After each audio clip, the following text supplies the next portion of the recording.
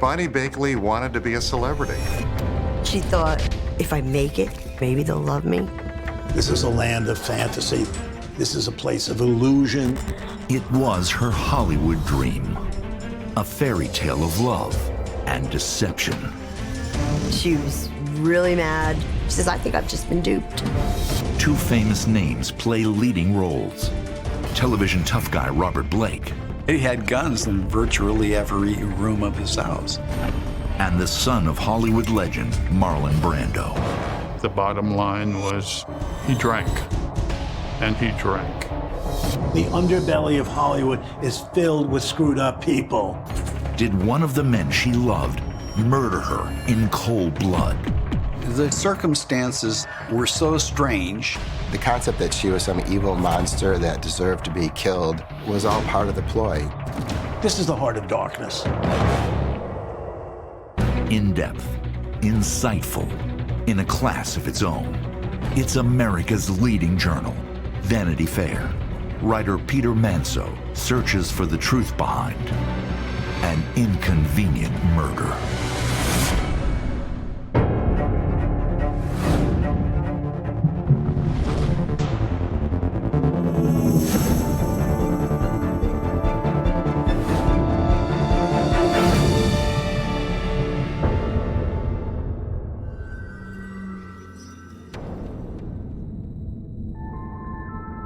It's May 4th, 2001. In Studio City, just over the hill from Hollywood.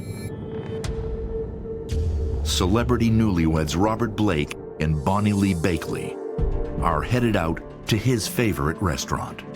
So it's Friday night, and they go to Vitello's. Robert Blake parked this car behind a dumpster next to a house that was under construction site and vacant. It was pitch black.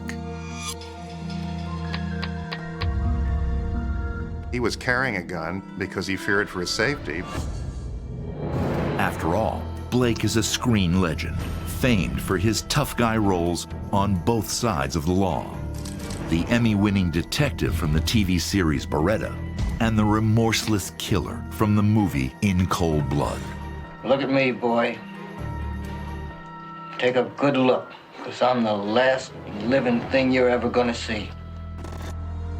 After a relaxed meal, the couple leaves around 9:30 p.m. They walk back to the car. Robert Blake starts the engine, and he rolls down Bonnie's window. He said, oh, honey, I've left my gun in the restaurant. Let me run back and get it.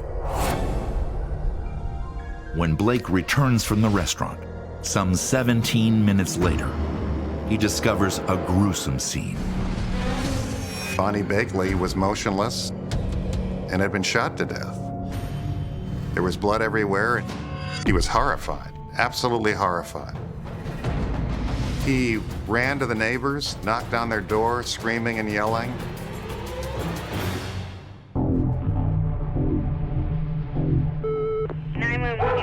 Yes, hi. There's a gentleman by the name of Mr. Blake who's got his wife in the car right now. Do you need a paramedic? We need an ambulance right now. But it's too late. Bonnie is pronounced dead, the victim of 2 gunshots, one a fatal shot to the head at close range. The murder weapon is found in a nearby dumpster.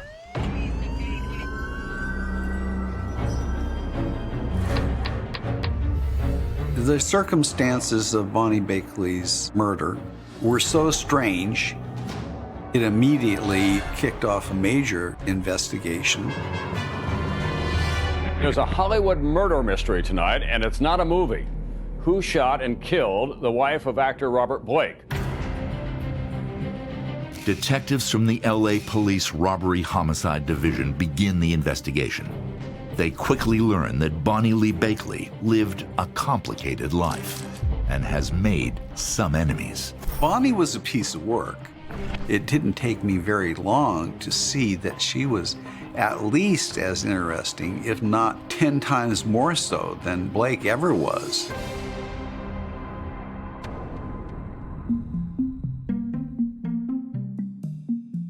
Born in June 1956, growing up in a tiny rural New Jersey town, Bonnie endures a difficult childhood. She was this kind of typical hard luck story, a young girl who was raised by troubled parents.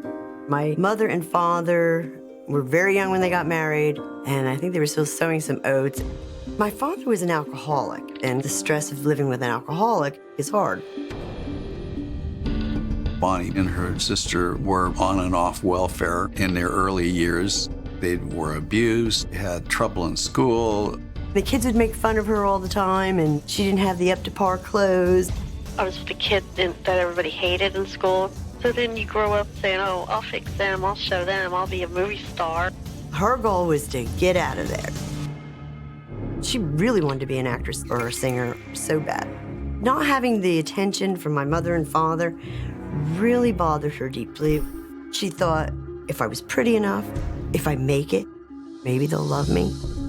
She was convinced way the heck back in the 60s that she was going to be a big a star as Brenda Lee or Connie Francis. She was just a fireball of ambition. She made a 45, but it was the funniest thing because she couldn't sing for anything. So I'll just chase my celebrity in hopes one day he may notice me. God only knows what it means to me. This is the end of my story. But what Bonnie lacks in musical talent, she makes up for with her looks and confidence. She drops out of high school and gets a certificate from the Barbizon School of Modeling. For Bonnie, it's easy money. At the time, she started hanging out at the swimming pool of a local nudist colony. I believe that's where she got her start. Nude modeling. The nude modeling came into play, and there, I guess she found her niche and the way to make money. She took her own pictures and started selling them out of the back of dirty magazines.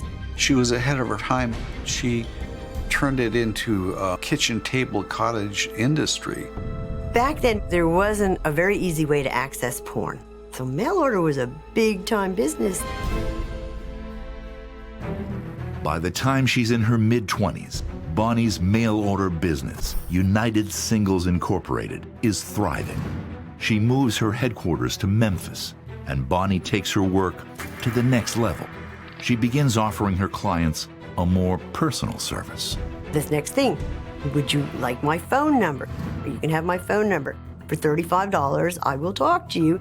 Bonnie understood that there are a lot of lonely men out there. She knew what men wanted, and she was ready, willing, and able to give it to them and make money off of it. Bonnie Lee Bakley, now a successful entrepreneur, may have spent most of her adult years selling men a fantasy, but she's living under the spell of another fantasy, the Hollywood dream. She starts to make frequent trips to Los Angeles around 1995. Bonnie Bakley wanted to be a celebrity, and if she couldn't become one herself, she wanted to marry one. She was a woman on a mission. From an early age, she assumed that her ticket out of Palookaville was fame. She did have that little black book. Bonnie was out there looking after celebs. She was kind of like a forerunner of the Kardashians. And if you couldn't do it in your own right, then you became famous by attaching yourself to others. She wanted everybody who hated her growing up for having stringy hair or not being perfect or not having the right clothes. She wanted to show them, look, I am beautiful and I made it, and look at the husband I have on my arm.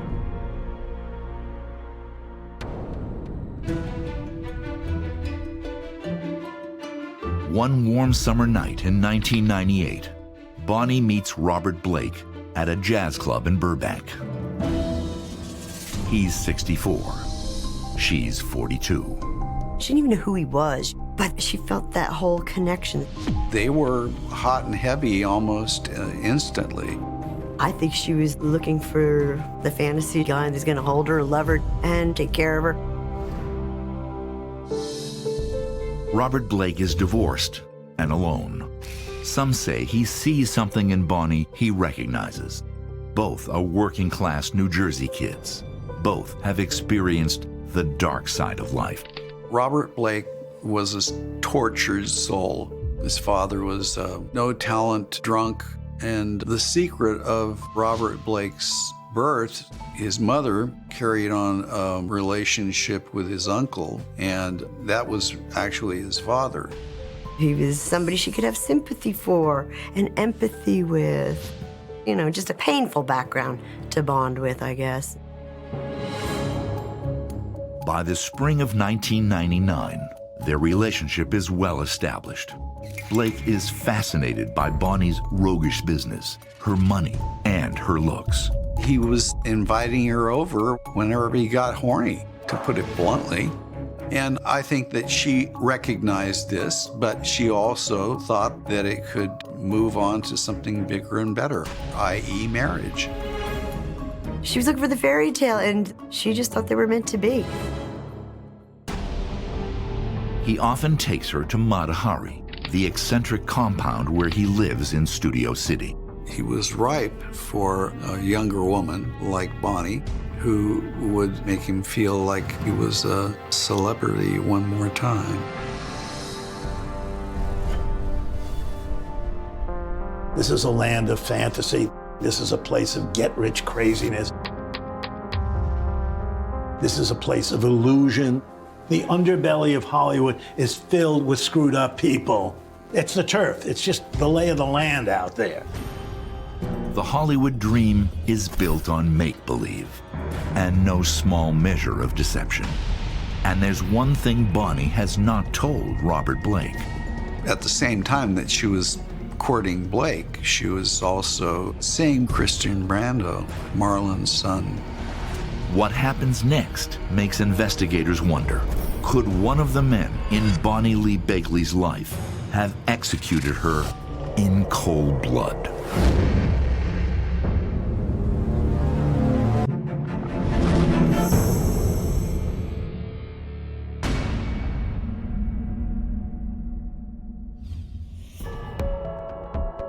Almost 2 years before Bonnie Lee Bakley hooks up with actor Robert Blake, she's on the hunt for a celebrity spouse.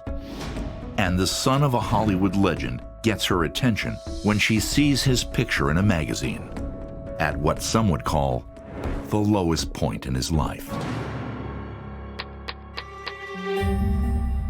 Bonnie throws me the magazine, and I said, this Christian's pretty hot. He was in the centerfold coming out of the courtroom in handcuffs. And I was like, what a shame, what a waste. Look how cute this poor guy is. Christian Brando is the first child of one of Hollywood's most celebrated actors, the star of The Godfather and Streetcar Named Desire. What do you think you are, a pair of queens? I just remember what Huey Long said, that every man's a king, and I'm the king around here. And don't you forget it.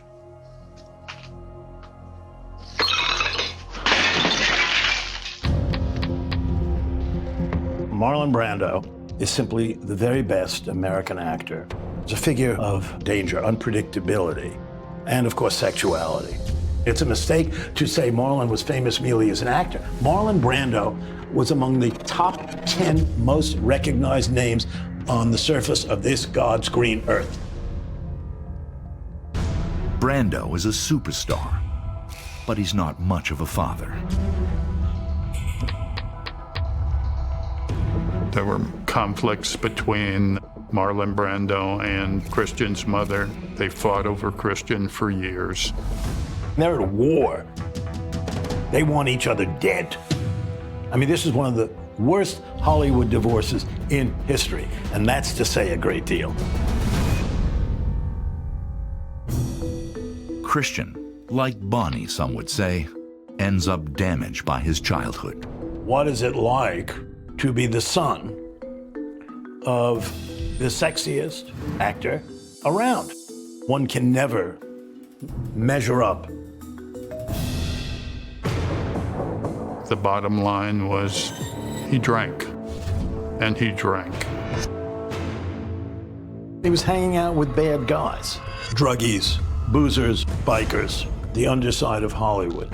We're not talking about an adjusted human being here. Christian was at war with the world. And he's about to explode.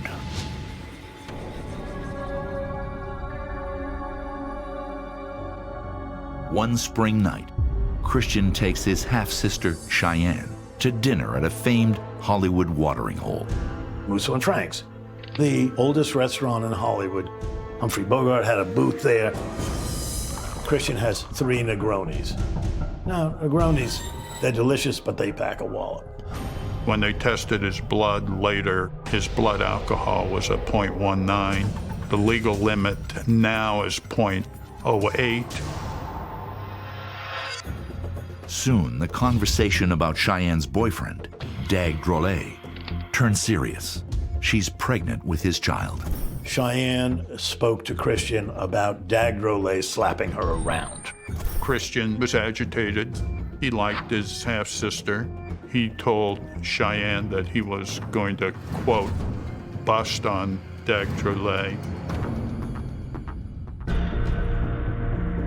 Christian picks up his 45mm automatic at a girlfriend's apartment, then heads up into the Hollywood Hills, following Mulholland Drive to Marlon Brando's house. They arrive back at the house, Cheyenne and Christian, and Christian marches into the TV room where Dag Drolet, in surfer trunks, is alone watching TV, and within, probably 30 seconds, puts a .45 caliber bullet through his left cheek. Christian walked in, said something to Drolet, and blew him away. Rushing into the room, Marlon Brando calls 911 and attempts to save Drolet. Marlon tried some type of mouth-to-mouth, but that was not possible. It's a fatal shot. Dag Drolet died immediately. Christian tries to pass off. It was an accident. He said, I told him to stop hitting my sister. We got in a fist fight. We started grappling, and the gun went off.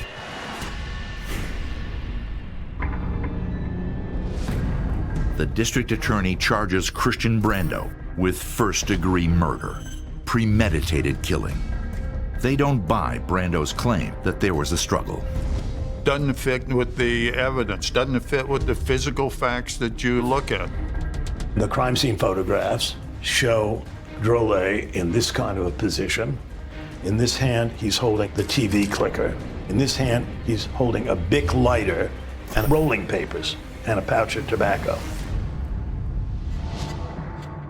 If there's a struggle, you're not going to see cigarette paper and a lighter in your hands.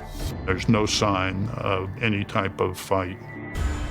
I thought Christian came in, pissed off, drunk, shot him in the face. Just that simple. But proving murder is much harder without the only eyewitness, Marlon Brando's daughter, Cheyenne. It was assumed that you put her on the stand and you get her to tell what happened. Marlon did everything in his power and succeeded in whisking Cheyenne out of the country. I spent literally months trying to get her back. They would not agree to coming back. Without an eyewitness, the first-degree murder charges won't stick. Christian Brando pleads guilty to manslaughter. In the sentencing hearing, Marlon Brando takes the stand to plead for his son, describing his own failure as the father of a boy caught up in a bitter custody battle. Marlon was riven with guilt. Christian, he was just a basket case of emotional disorders. Marlon cried. He broke down on the stand. I saw Dag laying there. And I tried to get hold of myself. He begged for forgiveness from the family. Barshop, the DA who prosecuted Christian, who's seated right in front of me, turns around and says, "Is he acting?" And I said to him, "I don't know." The judge sentences the younger Brando to 10 years for manslaughter with a gun. Christian is a tragedy, and he wrought tragedies on other people, which may be the biggest tragedy of all. Sitting in San Luis Obispo prison, Christian Brando starts corresponding with a new pen pal who reaches out to him. Bonnie Lee Bakley sees Christian's photo in a magazine and is determined to connect with him. She thought that Christian Brando was interesting because he was the son of a celebrity. She just FedExed him a letter with some pictures, and that was it. Christian is released in 1996 and moves to Washington State, where he works as a tree cutter and artistic welder. Bonnie travels to visit him and continues to see him even after she begins dating Robert Blake. Bonnie had a choice to make between Brando and Blake as to who she wanted to be with. I remember telling her to stay with Christian. I know he's a murderer, but he's a really nice guy. She was in this great position because for the first time, she had not just one celeb, but two. Then, in June 2000, something happens that will, at long last, make Bonnie's Hollywood dream come true. But her Hollywood dream quickly turns into a nightmare.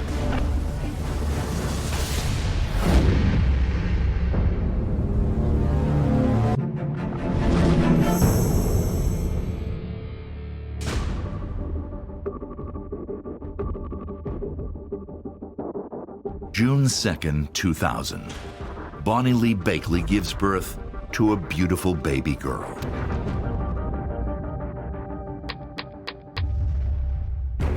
When the baby was born, she was unsure who the father was. 6 months before, when she told Hollywood legend Robert Blake that she was pregnant, he was not pleased. She had told him she was on birth control. You swore to me, you promised me. That was all a lie. That's not a little lie, that's a big lie. Blake's strategy was to offer her $250,000 to go away, and she said no. She wanted to get married and raise the baby. She adored her. That was her little golden child, and she was so proud of her. When Robert Blake rejects Bonnie and the baby, Bonnie turns to the other man in her life who could possibly be the child's father. She bounced over to Christian Brando and said, "It's yours." Christian had a completely different reception from Blake. He thought that was peachy keen, that he was going to be a father. She names the baby Christian Shannon Brando. He couldn't wait to get his arms around the baby and have a life together. He loved her and he couldn't wait to see her. Still, Bonnie pines for Robert Blake. The problem with Christian was he wasn't actually a star. Blake was the famous one. He was her dream, the dream she worked so hard to attain. Bonnie doesn't tell Christian about Blake, or that she believes he's probably the father of her baby. But she does something that changes everything. She sent Blake a picture of the baby. He looked at the picture and he saw himself. DNA tests confirm that Robert Blake is the baby's father. She changed the baby's name to Rose Lenore Sophia Blake. 3 months after the baby is born, Bonnie takes her to Los Angeles to meet him. Blake is thrilled to see her. Robert Blake took Bonnie to his house, and he said to Bonnie, "Let's go have lunch, and there's a nurse, she can take care of Rosie." He says, "It's okay, you can leave the baby with Nurse Betty. She'll take care of the baby. Come on, honey, let's go to lunch." Soon after they are seated at a nearby cafe, 2 men in uniform approach their table. LAPD officers flashed badges at her and said, "You're on probation in Arkansas. You need to come with us." You're getting on the next plane out of here. 4 years earlier, Bonnie was arrested in West Memphis, Arkansas for identity fraud and is still on probation. She was pulled over, and when they asked her for ID, officers discovered that she had a dozen different driver's licenses and credit cards. Bonnie had been using different names and mailboxes around the country to send out her risque photos, and she needed an ID for each one. Her business called for being many different people. So when the mail comes and the checks come and the money orders come, you have to have ID in those names. Probation requires that she not leave Arkansas. Now, crossing state lines could mean trouble. Bonnie is frantic, but Blake assures her he'll sort everything out. She had to leave the child. But it's okay, he said. Nurse Betty was going to get on the next plane with the baby and deliver her to Arkansas. When Bonnie lands, she calls her sister.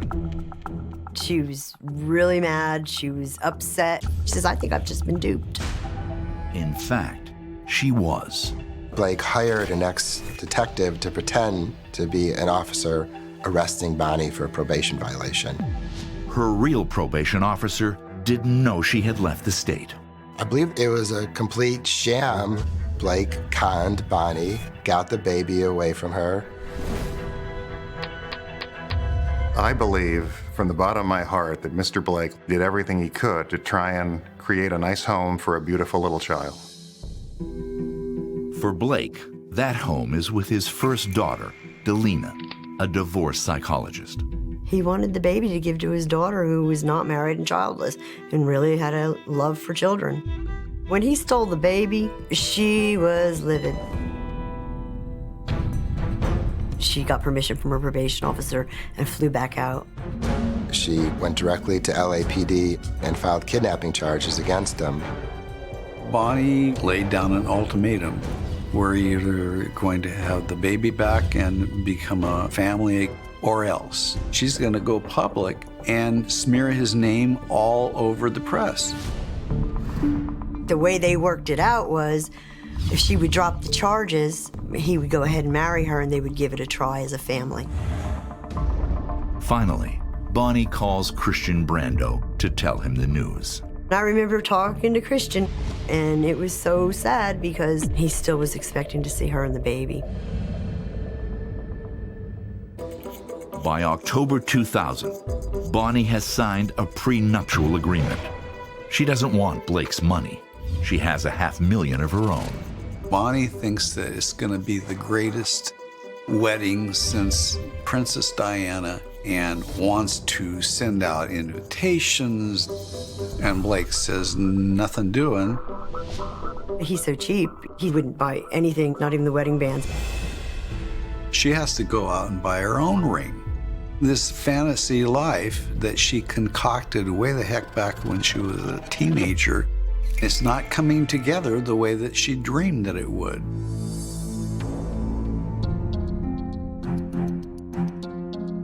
On a chilly autumn Sunday, the couple gets married in Robert Blake's backyard. Bonnie is under the impression that she's finally landed this guy. Obviously, she's got an uphill battle, but she thinks that she'll eventually be able to win him over. She's gonna bring him around. But soon, Bonnie realizes she may have made a serious mistake. Blake wasn't going to let Bonnie live in the main house with him, and she didn't know that till she got there. She was very baffled and uncomfortable, to say the least.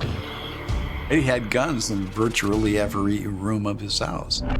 He started getting, a little nastier and a little bitter, and even the sex was getting rough, and she didn't like that. But she would not leave that guy. And the more he pushed her away or was mean to her, the more she liked it. It must go back to the father rejection, the mother rejection. Even worse, Bonnie hardly sees her 11-month-old child, who is still living with Robert Blake's daughter. The baby Rose was with his daughter Delina, about 2 hours away. She found it very bizarre. She's been after him regularly to bring the baby home. Robert was hemming and hawing and finding excuses. Bonnie took it and took it and took it, and finally Bonnie told Blake that the baby needed to come home. If this didn't happen, that there would be hell to pay. Finally, Bonnie tells her sister that Blake has agreed to bring baby Rose home on Monday, May 7th. The Friday night before, on a dark street near Vitello's restaurant, Bonnie Lee Bakley, sitting in the passenger seat of her husband's Dodge Stealth, is shot twice at close range. Nothing is taken. There are no eyewitnesses. I couldn't believe it. There's no feelings you could describe. You can't wrap your head around it.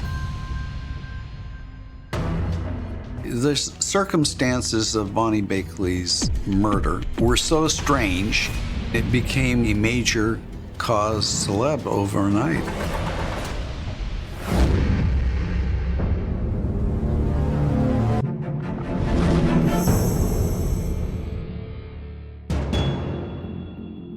Bonnie Lee Bakley's murder is more than just a mystery. It quickly becomes a national scandal. The Hollywood community was shocked over the weekend as details emerged about the murder of the wife of actor Robert Blake. Investigators question her husband, Robert Blake, about the night his wife was shot in cold blood. From the very beginning, Blake maintained his innocence and said that some mysterious person or persons showed up out of the blue and killed her. But who would want Bonnie Lee Bakley dead? Police search Robert and Bonnie's home, looking for clues. Bonnie recorded all of her conversations. I don't know why. It was just an obsession. She just liked it. One of those recordings is with Christian Brando. Christian Brando was told by Bonnie Bakley that she was pregnant with his child. You're lucky somebody ain't out there to pull a bullet in your head. He found out that she had not told him the truth, that it was Robert Blake's child, and he was furious. It was such a great target for the Blake lawyers to point the finger at. We thought Christian Brando had a violent streak. He had shot his sister's boyfriend to death. He had pled guilty to manslaughter, potentially very violent, and very angry at her. And we took his threat as very serious. Was Christian a serial killer? No.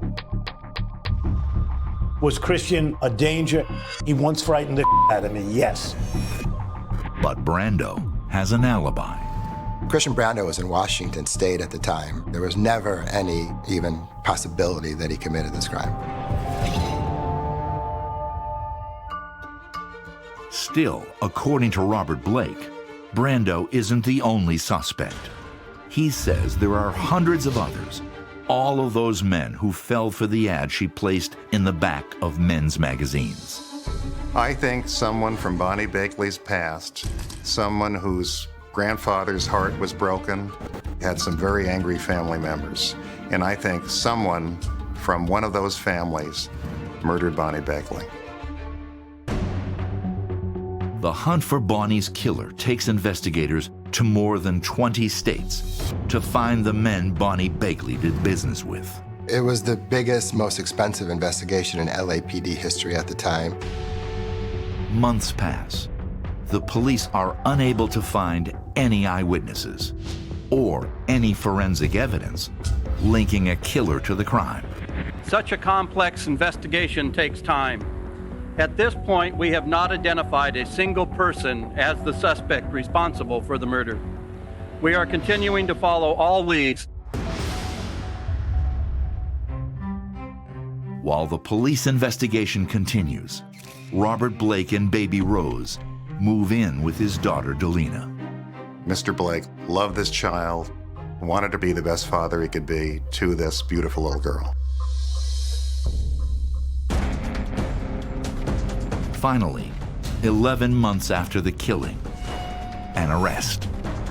Police arrested actor Robert Blake at an upscale home near Los Angeles Thursday for the murder of his wife. Robert Blake, star of film and television, is charged with murder. His motive, according to police, he was trapped in a marriage that he wanted no part of. They believe Blake had crossed over from screen tough guy to real-life killer. Robert Blake was very, very passionate about his innocence from the time I met him. He certainly had motive and means and opportunity.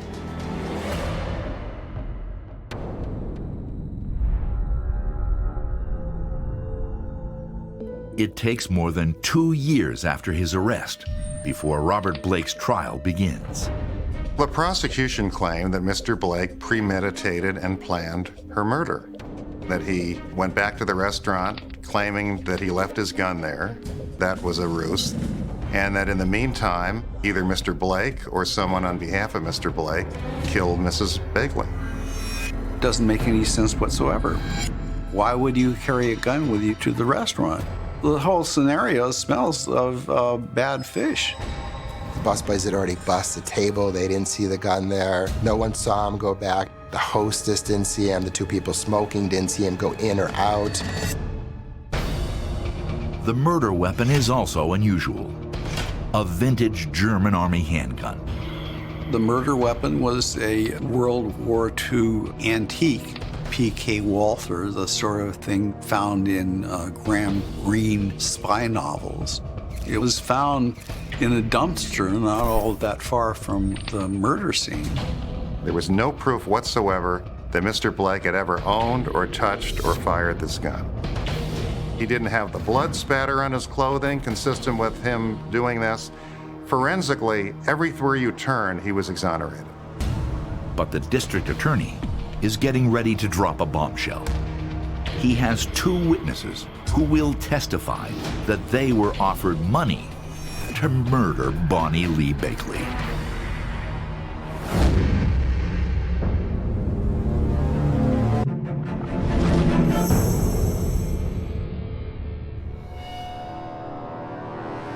The Robert Blake trial is commanding worldwide attention when the prosecution introduces 2 surprise witnesses.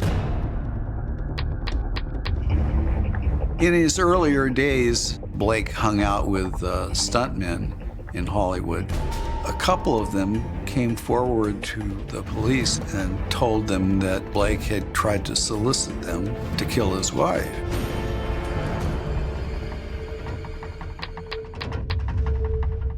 He was running scenarios by them. Interesting enough, one of the scenarios was from one of his early Beretta shows about a famous man coming from an Italian restaurant, and the wife gets gunned down. The prosecution also has one key piece of evidence. He had gotten a phone card that was supposedly untraceable. There's dirty phone calls in the card. He was only calling the 2 stuntmen and never used it again after the killing. But on the stand, defense attorneys discredit both witnesses on cross-examination. The defense tore them apart on character grounds.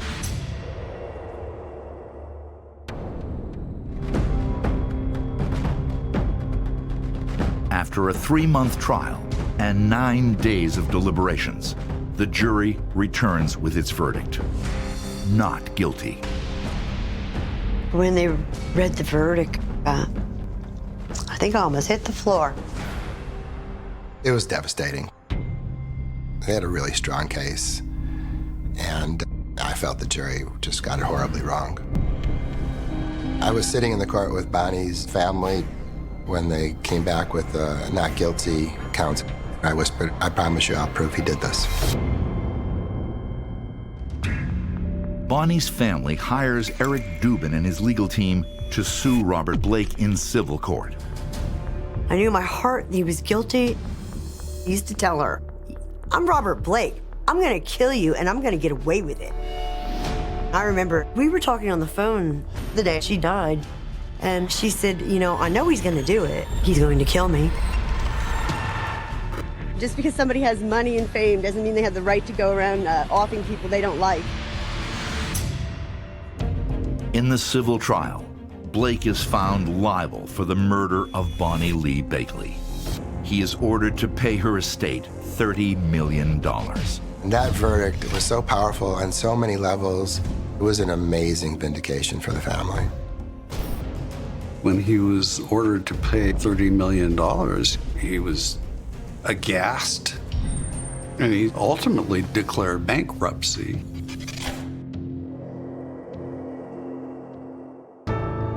In the end, Delina Blake adopts her baby half-sister, who is now 18.